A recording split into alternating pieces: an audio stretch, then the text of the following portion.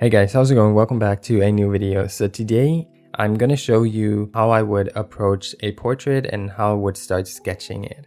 So I think this is a very important subject and something that many of you probably are interested in, and hopefully you'll be able to learn something from this video. So what you see on the screen is Clip Studio Paint, which is my program of choice just because I think it's the best for digital artists. And then I also have a reference on the screen that I found on Pinterest, and that's the picture that I'll be using for this demonstration. So before we start, I just want to say that I'm not trying to create something awesome here. I'm not trying to draw something that looks really nice and pretty. I just want to show you the technical side of things so that you get an understanding on how to draw a portrait. So if we just zoom out of our reference, let's focus on a few things before we even start drawing. So we want to analyze our reference and see what's going on. So there are a few landmarks that I always look for when I start drawing a portrait. So first off, I look for the eyes, and usually the eyes are right in the center of the face. So if we look at the top of the head and the bottom, the eyes are somewhere in the middle. And I also see that they are kind of slanted. So the eyes are kind of going upwards. So if we look here and here, they're going kind of up. And so this is really important to me.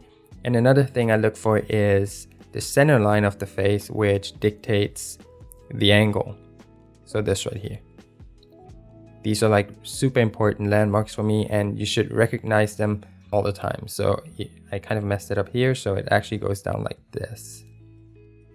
So this is our center line. This is the top of the head, bottom of the head, and this is the position of our eyes. So this is really important to me. And the rest is something that I figure out while sketching. So let's just keep this in mind. And again, as I said, I'm not going to focus on creating something that looks super nice. I just want to show you the very basic structures that I set up for drawing portraits. And so what I do usually is I start with a circle. And the circle doesn't have to be perfect. It's just a rough guideline for us that we'll use to kind of set up our structure. So I set up the circle, and then I look for the center line that goes down the face, and I try to kind of like just block it in. Then I try to draw the jaw, and I try to stay as close to the reference as possible. And so you always have to kind of compare things to each other. So you want to look for distances between different features. And so for example, the circle, when I look at my reference, if I create a new layer here, the circle represents this shape right here.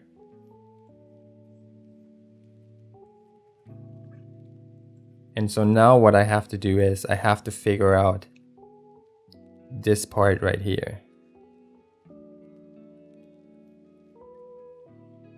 So this is our jaw, this is the circle.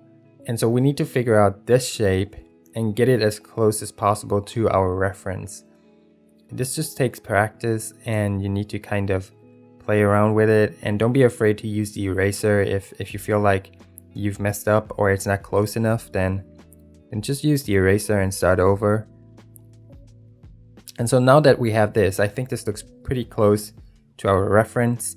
I can focus on the eyes. So as I said, the eyes are almost in the middle of the face, and they're going upwards a little because she's kind of at an angle. So we need to kind of replicate this in our sketch. So I look for the center, which is about here. And then I draw the upwards line. And so it's really important to kind of set up this framework for your sketch. And now once you're more advanced and a little bit more capable, you actually don't need to sketch this out anymore because you'll see it inside of your head. But in the beginning, it's super important to kind of set up this frame, this structure that'll help you out in figuring out the anatomy and the proportion of the human face.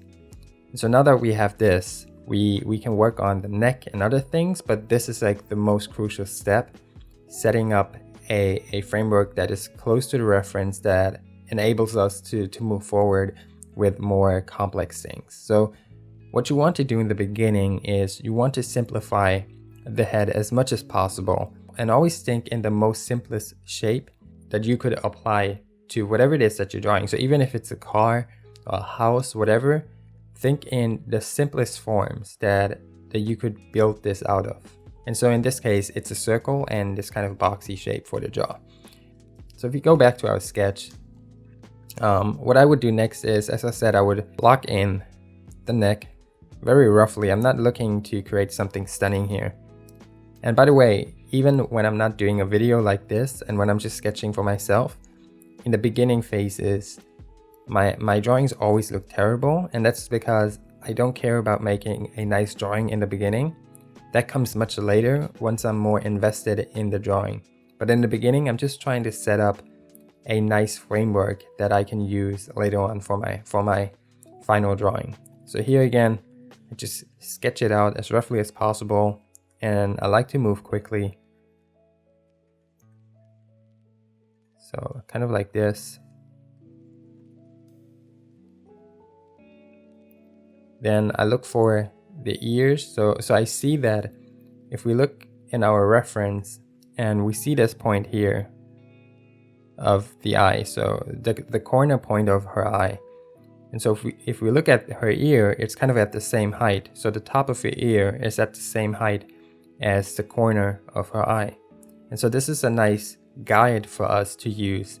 And then if we look here, we'll know that it's lower than the nose, and it's kind of like where her mouth starts. So the bottom of her ear goes all the way down to her mouth. And so this is a really nice guide for us as well to use. So why not just use it and block in her ear real quickly, like this. And again, I just keep measuring things, and it's probably not going to be perfect, but we'll have something to work with. And so what I've done here, for example, with her hair, I looked at the reference, I saw that her hair is coming down to here, and this is where this part ends. And I saw that it's lower than the bottom of her ear. So that's what I've done here. I measured this distance to here. And so as you see, I keep measuring, and that really helps tremendously, because if you don't do this, it's kind of like just guessing, and you don't want to be guessing all the time, because that's just going to make it super difficult for you. You actually want to measure things to each other and see how they are placed and how they are positioned, and that just makes it super easy. So again, I just keep sketching here like this.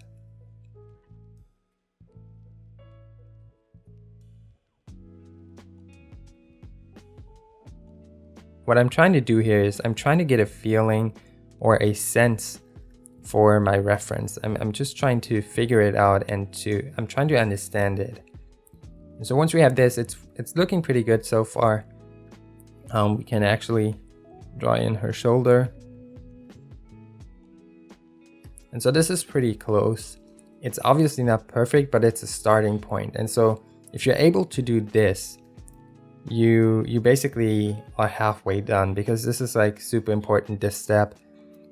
So going back to our reference, what I see right away is that this center line that comes down her face is kind of angled. So if you look at the edge of my screen here, the distance here isn't as wide as the distance here. So I see that it's kind of at an angle, the line, and mine is kind of coming straight down, which is kind of bothering me. So let's just erase my guideline here and try to correct that.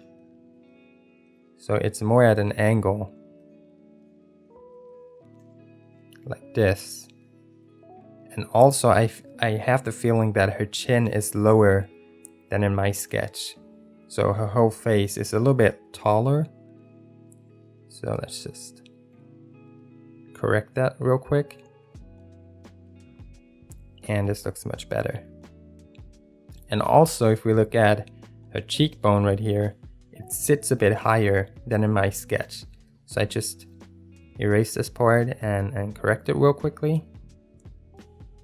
We can now start sketching in the facial features. And so you probably need some some experience with anatomy. So what I would do is I would pick up some anatomy books. There are some great ones by Andrew Loomis or George Bridgman, or there's another book by a guy called Michael Hampton. I'll post the links in the description below. And those books are like super useful, and they show you a lot of things about the human anatomy. And so I would recommend you guys picking them up and kind of flipping through the pages and doing your own studies. And also, if you're watching this video, I would advise you to kind of sketch along. So don't just watch it and listen to me.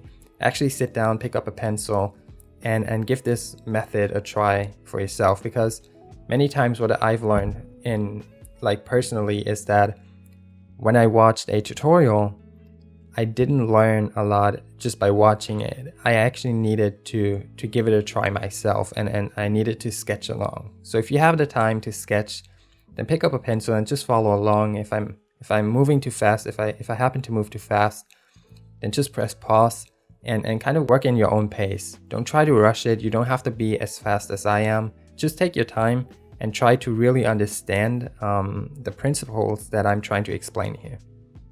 So anyways, now that we're this far, I think it's about time that we start working on the facial features. And so what I like to start is with this little curve that appears right above the nose that goes up to the eyebrow. There's a small curve that appears right here, and it goes up to her eyebrow. And this only works with the eyebrow that is facing away from us. So this is the eyebrow that is facing us, so that is closer to us. And we don't care about this one yet. We only care about the one that is facing away from us. So if we go to our sketch, I try to draw this little curve that appears right here.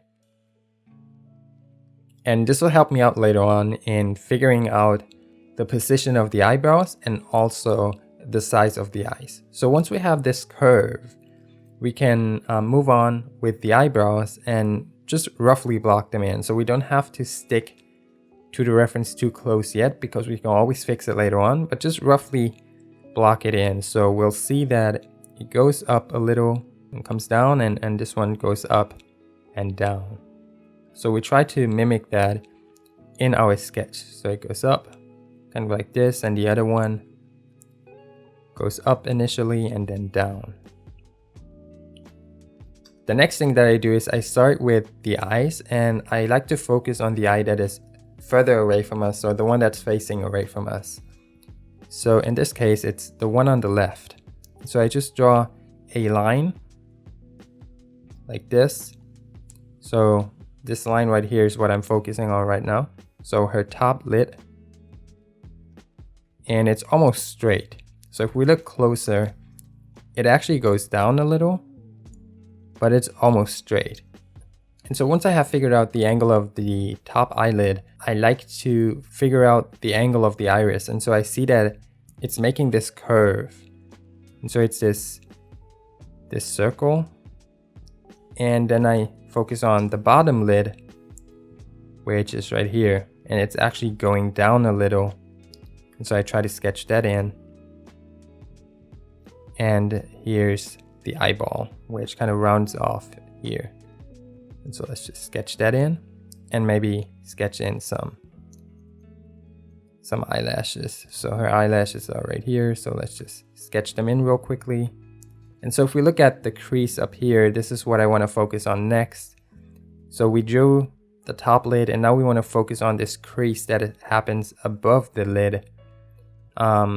It's called the epicanthic fold, I believe. And so we're just gonna sketch it in roughly. It's kind of angled upwards, then straight, and then down.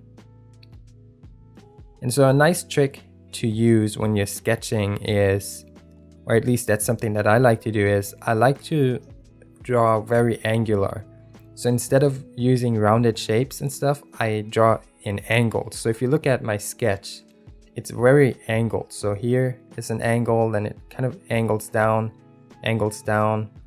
These are like all very sharp angles. So it helps me in measuring when I'm drawing in straight lines instead of curved lines. So give it a try. It's kind of hard to explain, but it definitely makes it a whole lot easier for me to sketch. So whatever it is that I'm sketching, if it becomes complex, I like to draw very angular. So with the second eye, there's a nice little trick that I do, and that is I look at the top eyebrow here, and then you see this little shadow appearing here. Like the skin is darker here than it is here. And this actually gives me a line coming down to the corner of the eye, so right here. And so I look for this angle, for this line that is happening here. So if we return to our sketch, I can just sketch in this line. And now I know where my second eye has to start, because this point right here is this point in our reference. So that's very clever and an easy method to figure out where to place your second eye. And then I just, again, in very angular shapes, I kind of block in the second eye. I always start with the top lid before I do anything else. So in this case, I look for the top lid that is right here. And that's what I try to block in my sketch. Next up is the iris and then the bottom lid. So let's do that real quick. So we're gonna sketch in the iris. So roughly try to get it right. And then the bottom lid as close to our reference as possible. And then of course we also have to do the crease on top of the lid. And so we just look at how tall it is and just roughly sketch it in. And again, it doesn't have to be perfect. You just want to figure out your reference. You want to understand it and analyze it and get as close to it as possible without trying to be too perfect. Like if you're trying to be too perfect right from the get-go, you'll make it super hard on yourself and it's not going to be a lot of fun. So in the beginning stages, just be very loose.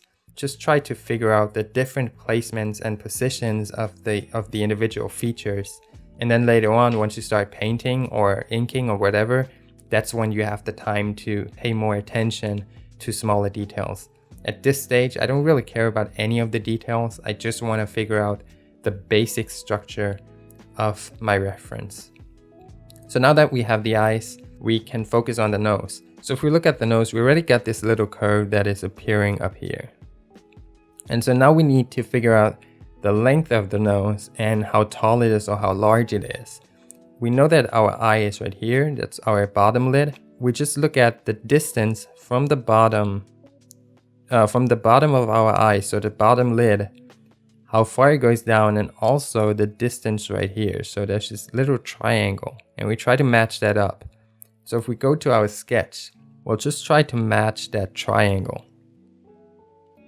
And you can actually see the tip of the nose right here doesn't actually touch her cheekbone. There's a little gap in between it. So we need to make sure to keep that little gap and not to kind of make it touch the cheekbone. We want to still have that little gap appearing right here. So again, you'll see this pattern happen oftentimes when I'm sketching. I always look for distances between different features when I'm drawing a portrait. So I try to measure the distance between two eyes. I try to measure the distance from the nose to the mouth. And all these different features help me in figuring out the overall proportions of my subject. And so now that we have this, we just need to kind of sketch in the nostril. And again, I'm being very loose here, not perfect at all. Now that we have the nose, I focus on the mouth. One thing that I do is I look for two landmarks. So let me just pick a different color and I'll show you the landmarks. So for one, if you look closely, there's a line coming down right here. So you'll see that the skin is darker here than it is here, and there's a line coming down. So I look for this line in my reference. Sometimes you won't see it as easily, but here it's pretty visible. So first you want to notice this line, and also you want to notice how far her lip goes out to the left. So we look at her nose, and her nose is right here, and you'll see that her lip isn't quite out there. It's not as far out as her nose. And that's really important to know, because you could easily end up drawing your lip right here. And obviously it's going to look off because it's further out than her nose. But in the reference, her nose is actually further out than the lip. So that's important to know. So what I do first is I try to sketch in this angle right here. So this is the angle. There's this little dip. And so instead of drawing this little dip, I connect the top point here and this point here and just draw a straight line across. I sketch in this little line. Then I see that her lip is coming down almost straight here. And let me just sketch that in. Next, I look for this point and the corner point on the right of her lip. And you'll see that it's kind of angled. Like this point right here is lower than this point, but only slightly. So I try to kind of figure that out in my sketch. Here's this one point, and so I try to draw out a line to the second point. And again, when I'm looking at my reference, I look at the nose right here, and I see that the point, the corner point is further out than her nostril. So I need to figure that out in my sketch. So I look at the nose right here, and I look at the corner point, it's further out, and so my point needs to be roughly here, and then I just connect it like this, and that's it. So we got the top lip. Now we need to figure out the bottom lip, and what I do for the bottom lip is I just draw a simple line which represents the shadow in my reference right here. So next up, we want to add some more detail to our lips, and what I do here is I just look for this gap right here because she has her mouth slightly open, and so we just need to kind of figure that out, and I just eyeball it. So I look for this line right here and the center line of the dip, and so I just sketch that in roughly. And so this is how I would start sketching a face. And so at this point, we basically have established our structure, our framework. Getting to this point is so important. And I think this is one of the steps people struggle the most with. I think it's important to kind of slow down when you're doing this and just focus on your reference. Like, try to really analyze it and understand it and break it down into the simplest shapes that you can think of. Alright, so that was the first technique that I used when drawing portraits. And so now I want to show you a second technique that I like to use. This is a little bit more freehand, freestyle drawing. It takes a lot of guessing, but once you're more advanced and more capable and you have more experience, I believe this is the better way to do it because it's a lot quicker. You don't have to set up a guideline for your drawing because everything happens inside of your head. You're basically seeing things without drawing them onto your paper. So I'm going to show you the second technique that I like to use. If you feel like you're a little bit more advanced, then follow along and try to see if the second method works a little bit better for you. So again, what I look for is the angle of the eyes. So I just draw a straight line, but a little bit tilted. Then again, I look for this little curve that appears above the nose.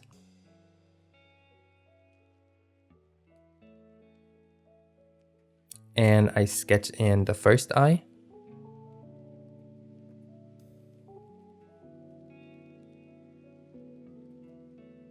And here I'm working very quickly. I'm just trying to sketch it out as quickly as possible without thinking too much about any of the details or complex shapes.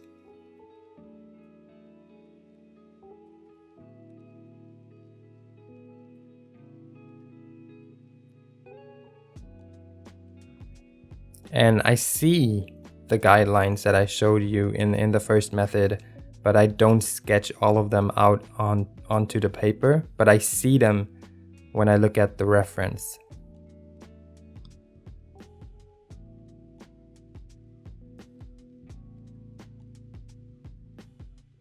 And you see that I'm moving very quickly, but I'm still seeing all of the same principles that I showed you in the first method.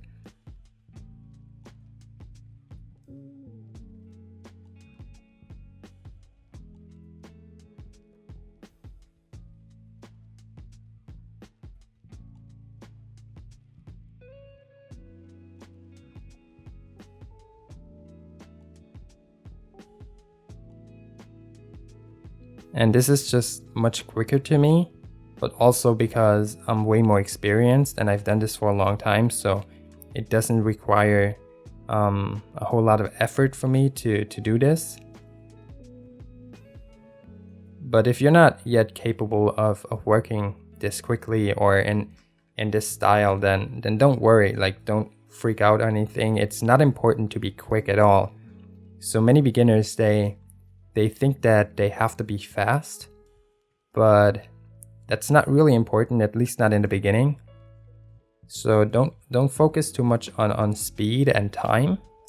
Focus on precision and proportions. So you want to be as precise as possible, and just try to be as accurate as you can. And take your time, even if it takes a little bit longer. That's not really a issue.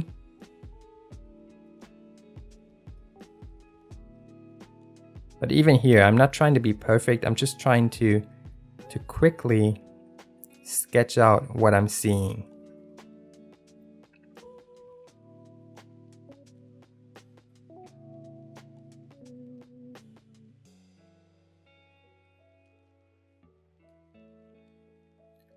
But I'm looking for the same landmarks, the same guidelines, and I'm just connecting the dots.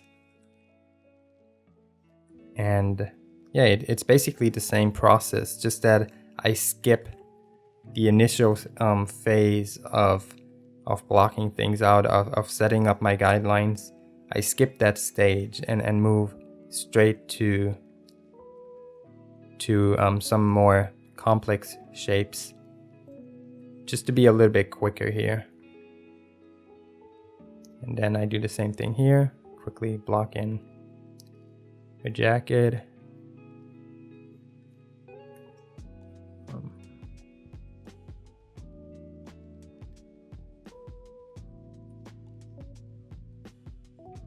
So this is the way I like to work when I'm working on personal pieces. I like to start with the eyes initially and then just work my way around it. And as you saw, it's much quicker. It only took me like 5 minutes compared to the other method, which took me like 20 minutes just to set up my guidelines. But again, I believe the other one is more accurate, but it definitely takes a whole lot more time. You need to be way more experienced to use the second technique, because you're basically eyeballing everything. You're doing a lot of guesswork. It takes a lot more experience and skill. So I would say spend a lot of time figuring out the human anatomy. I know that anatomy can be like super boring and it's really no fun, but the more time you spend learning anatomy, the better your pictures will look in the end. But anyway, so with this video, I just wanted to show you 2 different ways on how I would start a sketch and how I would tackle something like this. So as I said before, if you're a little bit more inexperienced, then take your time and set up these guidelines, the initial framework. And if you're a little bit more advanced, then you can jump right into it and start with something more complex and still get to the same final end result. So both of these methods are valid, and you can use both of them. It just depends on your own preference. I typically use the second method, so most of the time I use the second method, but from time to time when something is a little bit more complex, I like to use the first one just to really analyze my reference and to break it down and to get as close to it as possible. So I do hope that you enjoyed this video, that you learned something from it. And if this helped you in any way, then please let me know in the comments, and also let me know what you want to see in my next videos. That would be like super awesome to know. If you like this video, please give it a thumbs up. If you haven't subscribed to my channel yet, then smash that subscribe button. And as always guys, thanks for watching my video. I love you with all my heart and soul. Peace.